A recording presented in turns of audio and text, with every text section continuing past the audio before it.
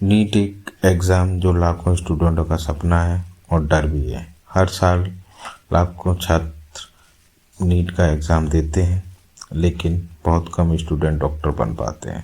तो सवाल ये है, क्या नीट एग्ज़ाम हर स्टूडेंट के लिए सही है? इस वीडियो को अंत तक जरूर देखें। नीट एग्ज़ाम क्या होता है, ये जानते हैं। नीट एक नेशनल लेवल का मेडिकल एंट्रेंस एग्ज़ाम है, जो कि इंडिया में मेडिकल फील्ड में एंट्री कराता है। इसके ज़रिए आप MBBS course, BMS course, BHMS course या नर्सिंग कोर्सेस या पैरामेडिकल कोर्सेस कर सकते हैं। अब बात आती है कि इसमें कौन से सब्जेक्ट से रिलेटेड क्वेश्चन पूछे जाते हैं। वो फिजिक्स है, केमिस्ट्री है, बायोलॉजी है। मीन्स जिन बच्चों ने 12th बायोलॉजी विषय से किया है वो इस एंट्रेंस को दे सकते हैं। अब क्या नीट का एग्ज़ाम वाकई में बहुत ज़्यादा टफ होता है और इसमें कितना कंपटीशन होता है? तो सच बोलूं तो नीट एग्ज़ाम मुश्किल इसलिए नहीं है कि इसका सिलेबस हार्ड है, इसलिए मुश्किल है क्योंकि इसमें कंपटीशन बहुत ज़्यादा रहता है। ऐसा माना जाता है 20 लाख स्टूडेंट हर साल इसमें अपीयर होते हैं और इसमें लिमिटेड गवर्नमेंट सीट्स हैं। प्राइवेट कॉलेज में फीस बहुत ज़्यादा होती है, इसलिए हर बच्चे की कोशिश ये होती है कि इसकी गवर्नमेंट सीट ले सकें।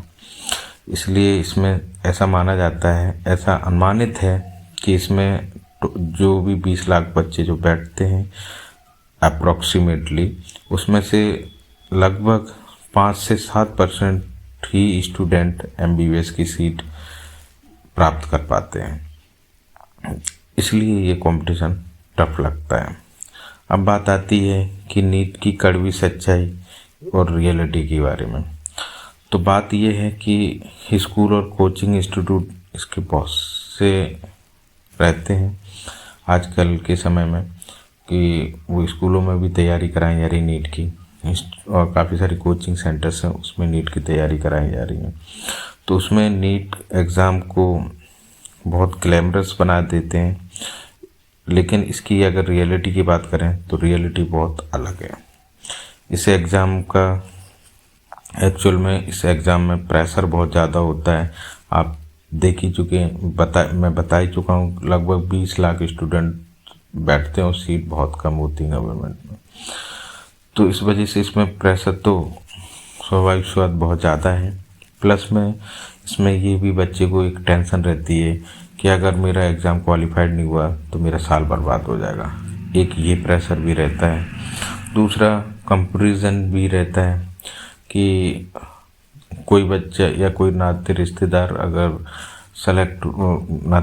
का बच्चा अगर सेलेक्ट हो जाता है तो स्वाभाविक बात है उस बच्चे के ऊपर एक मेंटली प्रेशर भी रहता है। ये रहता है कि मेरा भी सिलेक्शन हो जाए, नहीं तो घर वाले क्या बोलेंगे। इसके बाद बात करते हैं कि इसमें और मेंटल हेल्थ इशू भी आ जाते हैं। ऐसा क्यों होता है?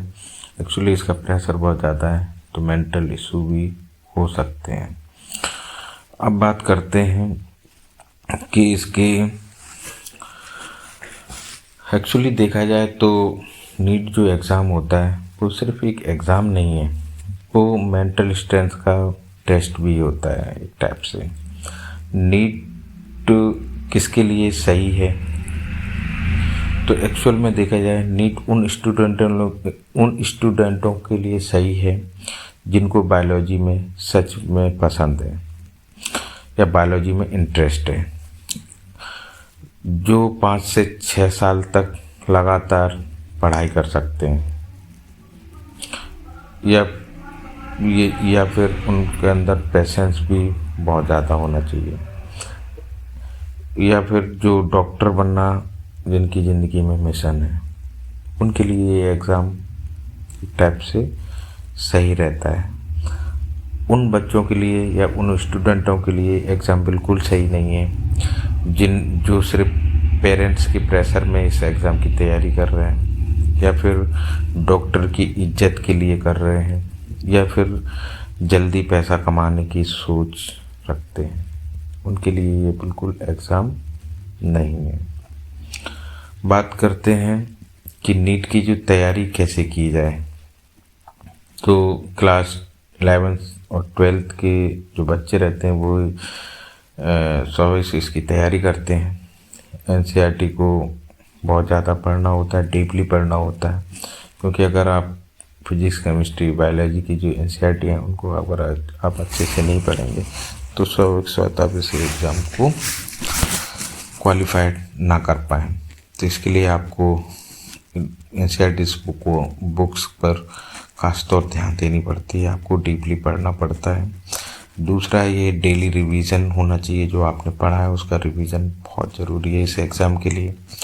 वीक में कम से कम एक मॉक टेस्ट देना बहुत ज़रूरी होता है, जिससे आपका आकलन लग सके कि आपको कितना नॉलेज हो रहा है, आप कितना उसको लर्न कर पा रहे हैं। इसके अलावा इसको जो कोचिंग है, अगर आप कोचिंग कर रहे हैं तो अच्छी बात है, नहीं कर रहे हैं तो कोई बात नहीं। आप लेकिन इसके लिए ये ज़रूर ध्यान रखें कि आपको सेल्फ स्टडी बहुत ज़रूरी है, भले आप कोचिंग कर रहे हो, क्योंकि जब तक आप सेल्फ स्टडी नहीं करेंगे इस एग्ज़ाम को आप बिल्कुल फाइट नहीं कर पाएंगे। ड्रॉपर्स के लिए ये रहता है कि पहली गलती जो आपने की है कि आप क्यों सेलेक्ट नहीं हो, उसको ज़रूर एनालिसिस करें, कहाँ पर गलतियाँ हुई हैं, उस गलतियों को आप सुधार करें और उन सुधार करके आगे की तैयारी करते जाएं। टेस्ट सीरीज़ ज़रूर ज्वाइन करें और कोशिश ये होनी चाहिए आपको जो चीज़ डिस्ट्रैक्ट कर रही है उससे आप बचें, कम से कम डिस्ट्रैक्ट हो। याद रखना, कोचिंग वाले आपको सिर्फ डायरेक्शन दे सकते हैं या फिर, लेकिन आपको जो पूरी जो मेहनत है वो आपको ही करनी होती है। अगर हम बात करते हैं कि जो नीट क्लियर अगर नहीं होता है उस केसेस में क्या हो सकता है, तो अगर सपोज आपका नहीं हो पाता है उस केसेस में ऐसा नहीं कि यही एग्ज़ाम सब कुछ है या एमबीबीएस ही सब कुछ है, तो आप इसके अलावा भी मेडिकल कैरियर चुन सकते हैं। उसके लिए आप बीएससी बायोलॉजी कर लें, उससे एमएससी कर लें और रिसर्च फील्ड में चले जाएं, या फिर पीएचडी भी कर सकते हैं, नर्सिंग कर सकते हैं, पैरामेडिकल कोर्सेज कर सकते हैं, मेडिकल लैब टेक्नोलॉजी का करियर चुन सकते हैं, फार्मा बायोटेक्नोलॉजीज़ के कोर्सेज को चुन सकते हैं, पब्लिक हेल्थ में के कोर्सेज को चुन सकते हैं। मेडिकल फील्ड सिर्फ एमबीबीएस तक सीमित नहीं रहता है ना, आप इनमें से भी कोई कोर्स कर सकते हैं, ये भी मेडिकल से रिलेटेड फील्ड रहते हैं।